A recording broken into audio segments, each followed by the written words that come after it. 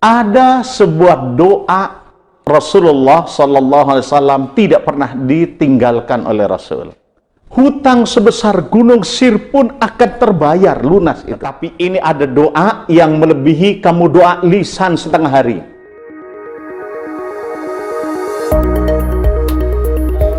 Kalau kita bicara doa, itu mesti ada rangkaiannya dengan zikir. Ya, doa itu bahasa Arab itu namanya ad-du'a'u, permohonan seorang hamba terhadap penciptanya, atau permintaan kasar ya. Yang baik itu permohonan. Ad-du'a'u itu adalah permohonan seorang hamba terhadap penciptanya. Sementara az-zikru itu adalah mengingat seorang hamba yang selalu mengingat akan penciptanya. Itu adalah antara doa dan zikir. Maka zikir mengingat pencipta itu saya klasifikasi ada 3 bentuk zikir. Yang pertama adalah zikir bil lisan, mengingat Allah dengan lisan kita. Contohnya, kita biasa melafadzkan subhanallah, walhamdulillah, wa la ilaha illallah, Allahu akbar. Itu namanya Ismul A'zam. Nama-nama yang nama-nama Allah yang agung biasa kita lafadzkan dengan zikir lisan. Yang kedua, ada zikir dengan perbuatan, mengingat Allah dengan cara perbuatan kita. Contohnya adalah kalimat Allah begini, innani anallah la ilaha illa ana fa'budni wa aqimis salata li dzikri. Sesungguhnya aku ini adalah Allah. Begitu. Itu dalam surat Toha ya, surat Toha. Surat Toha tepatnya ayat ke-14. Begini, innani anallah, sesungguhnya aku ini adalah Allah. La ilaha illa ana, tidak ada sesembahan yang patut kalian sembah kecuali aku, kata Allah. Fa'budni, maka sembahlah aku. Wa aqimis shalah li dzikri, dan tegakkan salat untuk mengingatku. Kita faham bahwa sholat itu Allah sebut untuk mengingat Allah. Tetapi dalam rangkaian sholat, perbuatan sholat itu ada bentuk doa. Salah satu contohnya adalah ihdinas siratal mustaqim. Tunjukkanlah ya Allah kami ini ke jalanmu yang lurus. Itu doa namanya. Makanya ada yang menyebutkan sholat itu adalah doa, tetapi Allah menyebutkan sholat itu adalah untuk mengingat Allah, mengingat Allah dengan lisan, mengingat Allah dengan perbuatan. Kemudian mengingat Allah pula dengan berfikir. Ketika kalian, kita, jamaah seluruhnya ini untuk tadabbur alam, ya toh? Maka kita bisa melihat bahwa kebesaran Allah itu akan nampak.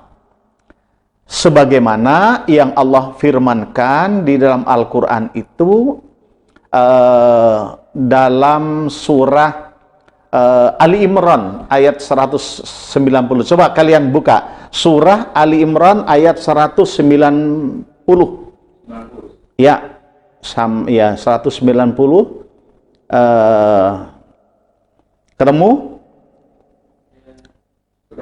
Ya sudah, gini. Ini juga saya ketemu.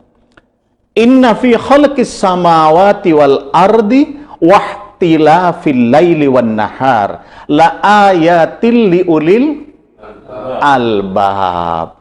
Sesungguhnya pada penciptaan langit dan bumi dan pergantian malam dan siang itu sungguh terdapat tanda-tanda bagi orang-orang yang berfikir. Penciptaan Allah, ya toh? Kemudian Allah lanjutkan 191-nya, alladzina yadhkurunallaha qiyaman, yaitu orang-orang yang mengingat Allah ketika kita berdiri, qiyaman, wa qu'udan, ketika kita duduk, kemudian wa ala junubihim, dan ketika kita berbaring, wa yattafakkaruna fi khalqis samawati wal ard, dan ketika kita berpikir ketika Allah menciptakan langit dan bumi.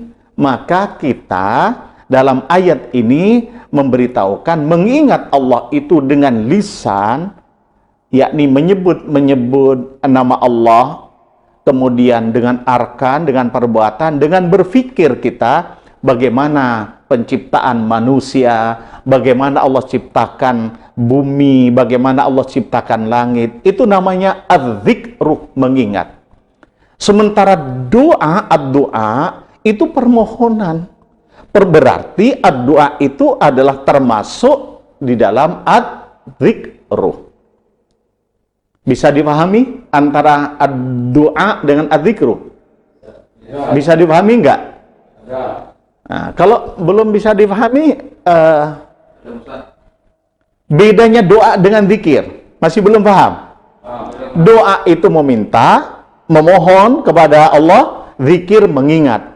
Berdoa salah satu indikasi zikir, itu aja. Zikir mengingat. Mengingat itu tiga tadi itu, yaitu lisan, perbuatan, dan pikiran. Ada sebuah doa yang amat sangat Rasulullah SAW tidak pernah ditinggalkan oleh Rasul. Pernah berdoa itu? Jamaah ini pernah berdoa? Apa doa yang tidak pernah Rasul itu tinggalkan? Ayo, saya tanya, ada enggak? Belum? Tapi kalau saya lafadzkan, saya yakin kalian mesti berdoa itu. Itu doa itu yang tidak pernah Rasul tinggalkan, itu ada dalam Al-Quran surah Ali Imran ayat ke-8. Masih lupa? Hah? Ya. Surah Ali Imran ayat ke-8. Kalimatnya begini itu. Berarti kamu tidak pernah doa itu. Rabbana la tuzigh qulubana ba'da idh hadaitana wa hab lana min ladunka rahmah innaka antal wahhab. Kalimat yang jelas itu adalah min ladunka rahmah. Ya toh? Ya Allah, janganlah engkau kemudian apa? Membuat hati kita ini apa? Hah? Condong kepada kesesatan. Ba'da idh hadaitana, setelah engkau memberikan petunjuk. Itu tidak pernah ditinggal oleh Rasulullah SAW. Kalian pernah berdoa itu? Hah? Insya Allah lupa. Wahablana min ladunka rahmah. Itu Rasul tidak pernah meninggalkan itu. Dan kalimat kuncinya min ladunka rahmah. Paham itu? Karuniakan kepada kami ya Allah rahmatmu. Itu permintaan Rasul itu. Dan ingat, ada kalimat yang sama itu pernah dilontarkan doa itu oleh Ashabul Kahfi. Surat apa itu? Surat apa? Ayo. Doa-doa yang harus kalian ingat. Ashabul Kahfi. Ingat itu? Surat Al-Kahfi. Ayat 1 sampai 10 wajib Hafal itu. Iya ndak? Rabbana atina min ladunka rahmah. Kan begitu? Wa hayyi lana min amrina rasyada. Begitu. Min ladunka rahmah. Itu doa yang tidak pernah ditinggalkan oleh Rasulullah. Surah Ali Imran surah ayat ke-8. Sama dengan doanya Ashabul Kahfi pada surah Al-Kahfi ayat ke-10 itu. Tetapi ingat, berdoa itu, tadi kan ada pertanyaan ya dari jamaah, apa namanya, bagaimana hajat dikabulkan, begitu ya? Berdoa itu jangan gerusak-gerusuk. Berdoa itu mesti ada awal, ada muqaddimah doa. Apa muqaddimah doa itu? Awali dulu dengan kalimat Bismillahirrahmanirrahim. Kemudian surat Al-Fatihah. Bersalawatlah kepada Nabi, kan begitu toh? Sebutlah nama-nama Allah yang Allah memiliki nama yang baik-baik itu. Apa nama-nama baik Allah? Nah, walillahil asmaul husna fad'uuhu biha. Memintalah kepada Allah dengan nama-nama itu. Kamu ingin kaya enggak kira-kira? Kaya apa cukup? Cukup lah. Maka tentu kalau ingin kaya itu sebutlah nama Allah, ya Allah ya Ghani, kan begitu kan ya? Itu muqaddimah doa. Tetapi ini ada muqaddimah doa yang mungkin kamu belum melaksanakannya ya. Pernah enggak kira-kira ada doa begini tuh? Muqaddimahnya itu begini. Allahumma inni as'aluka bi anni ashhadu annaka antallahu la ilaha illa antal ahadus samadu lam yalid wa lam yulad wa lam yakul lahu kufuwan ahad. Allahumma ghafirli. Pernah kamu dengar? Belum pernah. Mau sampai S1, S2 belum pernah dengar itu? Sudah dengar. Itu doa itu, Allahumma inni as'aluka bi anni ashhadu annaka antallahu la ilaha illa antal ahadus samad lam yalid wa lam yulad wa lam yakul lahu kufuwan ahad. Itu sahabat Rasul doa di masjid seperti itu didengar oleh Rasulullah. Maka Rasul berkata, doa Ismul A'zam seperti yang kamu utarakan itu akan Allah perkenankan, akan dikabulkan doamu. Baca doa itu. Awali, maksud saya doa itu. Setelah alhamdulillah, setelah sholawat, kemudian suratul Fatihah, kemudian kamu bilang itu. Allahumma inni as'aluka bi anni ashhadu annaka antallahu la ilaha illa antal ahadus samad lam yalid wa lam yulad wa lam yakul lahu kufuwan ahad. Ya Allah, saya mohon kepadamu bi anni asyhadu annaka antallah, sesungguhnya aku bersaksi kepadamu bahwa kamu adalah Allah. La ilaha illa anta, tidak ada sesembahan kecuali engkau, kan gitu, yang esa, ahad. As-samad, tempat bergantung. Lam yalid wa lam yulad, engkau yang tidak beranak dan diperanakkan. Wa lam yakul lahu kufuwan ahad, tiada sekutu, sesuatu yang setara dengan engkau ya Allah. Allahumma gfirli, ampuni dosa, ampunilah aku ya Allah. Itu awal doa. Maka doamu apa yang diminta? Seperti surat Ali Imran ayat ke-8, seperti surat Al-Kahfi ayat ke-10. Nih ada doa yang hebat ini. Kamu punya hutang enggak? Hah? Yang PNS ini kan biasa punya hutang ya? Ya hutang. Yang enggak PNS punya hutang. Yang pensiunan punya hutang. Yang jomblo punya hutang. Yang punya anak juga punya hutang. Lah, ada kalimat begini. Ada seorang budak yang ada perjanjian dengan majikannya untuk menebus dirinya untuk merdeka. tetapi kemudian dia tidak punya uang. Kemudian dia datang kepada sepupu Rasulullah sallallahu alaihi wasallam, yang kemudian sepupu itu menjadi menantu Rasulullah. Siapa itu? Yang kita kenal sebagai khalifah yang keempat, Ali bin Abi Thalib. Dia meminta, "Ya Ali, bantu aku sudah mengadakan perjanjian untuk aku tebus agar aku menjadi merdeka." Kemudian Ali berkata, "Maukah engkau aku bacakan sebuah doa yang diajarkan oleh Rasulullah kepadaku? Hutang sebesar gunung Sir pun akan terbayar lunas itu." Kamu hutangnya berapa juta kira-kira? Ada 1 triliun? Enggak ada toh? Lah, ini sebesar gunung aja, kemudian akan dilunasi itu. Apa doanya? Pernah kamu berdoa itu setiap kamu selesai sholat? Allahumma kfini bihalalika an haramika wa aghnini bifadlika amman siwak. Pernah dengar atau pernah kamu ucapkan? Hah? Pernah apa belum pernah? Belum pernah. Allahumma kfini bihalalika an haramika wa aghnini bifadlika amman siwak. Itu doa diajarkan oleh Rasulullah kepada menantunya Ali bin Abi Thalib dan diajarkan kepada budak itu. Ya Allah, berilah aku kecukupan. Tadi kan minta cukup, kan? Ya toh?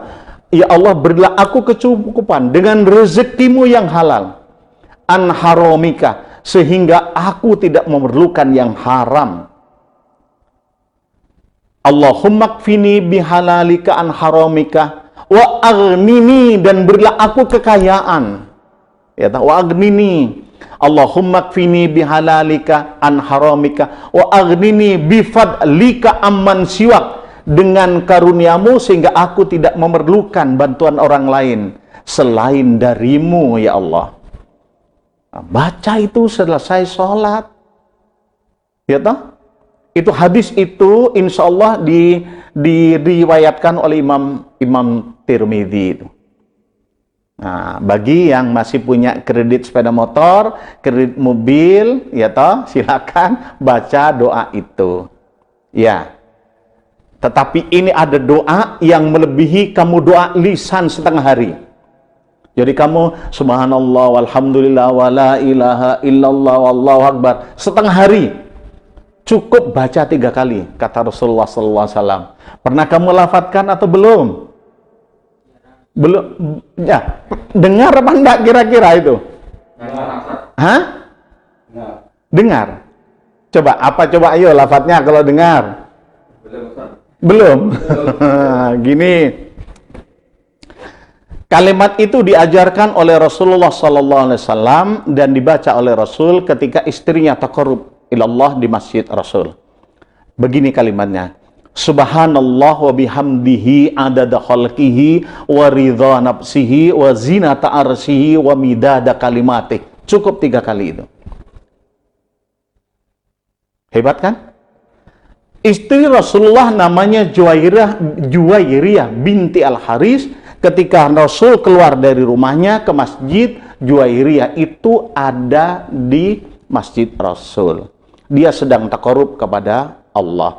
Setelah Rasulullah selesai sholat subuh, kemudian Rasul sudah berzikir dan lain sebagainya, Rasul kemudian mau meninggalkan masjid itu, masih dijumpai istrinya berada di masjid itu. Kemudian Rasul beserta sahabat-sahabatnya biasa melaksanakan tugas kerasulannya. Setelah pulang dari tugas kerasulannya, Rasulullah SAW masuk lagi ke masjid itu untuk Rasul melaksanakan sholat duha yang terakhir yang dikenal dengan sholat awabin. Ya toh? Sholat awabin, sholat duha yang terakhir, hina tarmadud fil hisal, ketika unta itu kepanasan, maka itu terakhir untuk sholat duha. Rasul masuk itu istrinya masih ada di situ. Maka ketika itu Rasul berkata kepada istrinya yang bernama Juwairiyah itu dengan kalimat yang begini. Wahai istriku, kata Rasulullah, engkau mulai pagi tadi sampai sekarang engkau taqarrub ilallah, engkau baca, engkau berzikir kepada Allah. Apa jawaban istrinya? Iya ya Rasulullah, aku keluar dari masjid itu membaca 4 kalimat. Kalau ditimbang dengan apa yang kau baca dari subuh sampai sekarang, masih lebih berat timbangan yang 3 kali dibaca ini. Apa itu kata Rasulullah? Subhanallahu wa bihamdihi adada khalqihi wa ridha nafsihi wa zinata arsihi wa midada kalimatih. Hebat kan? Nah, itu kalau itu dibaca aja subuh 3 kali sama dengan berzikir mengingat Allah setengah hari. Pernah dilaksanakan enggak? Ya, maksudnya itu toh yang esensi doa. Jadi berdoalah kepada Allah, memintalah kepada Allah. Kapan meminta kepada Allah? Habis waktu sholat, ya enggak? Keadaan safar. Kamu kalau bepergian ke Surabaya atau ke mana, kamu sholat 2 rakaat kemudian berdoa kepada Allah, ya toh? Kapan lagi waktu doa yang baik? Bainal adzan wal iqamah, di antara adzan dan iqamah. Kapan lagi? Sepertiga akhir malam. Kapan lagi? Hari Jumat setelah sholat Ashar. Kamu setelah Ashar berdoa apa main futsal? Ya, itu menurut saya hal-hal kecil doa yang esensi doa. Semoga kamu bisa mengamalkan doa itu.